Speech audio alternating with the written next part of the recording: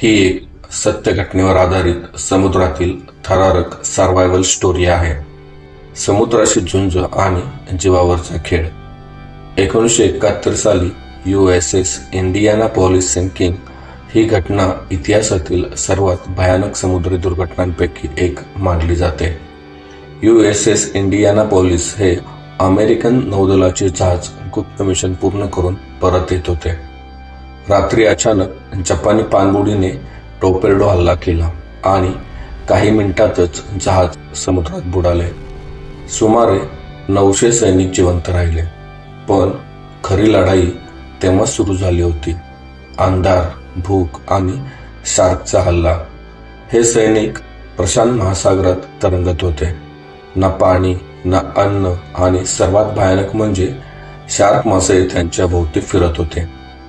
पहिल्या रात्रीच अनेक सैनिकांवर हल्ले झाले. काही जखमी, काही थकलेले आणि काही जण तर मानसिकदृष्ट्या खचले. पाण्यात तरंगताना सूर्याची तीव्र उष्णता आणि रात्रीची थंडी दोन्ही सहन करावी लागत होते. तग धरायची झुंज. 4 दिवस आणि 4 रात्री काही सैनिकांनी आशा सोडली. काहींनी हार मानली. पण काही जण एकमेकांना धरून, एकमेकांना धीर देत जिवंत राहण्यासाठी झुंज देत होते. त्यांनी एक नियम केला. जोपर्यंत आपण एकत्र आहोत तोपर्यंत आपण जिवंत आहोत. अचानक आशेचा किरण. 4थ्या दिवशी एक विमान वरून गेले.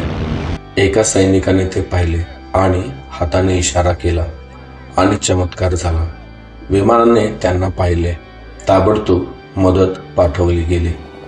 शेवट पण शिकवण मोठी. 900 पैकी फक्त 316 सैनिक वाचले. ही घटना आजही शिकवते. परिस्थिती कितीही भयानक असली तरी मनुष्याची इच्छाशक्ती आणि एकजूट त्याला वाचवू शकते.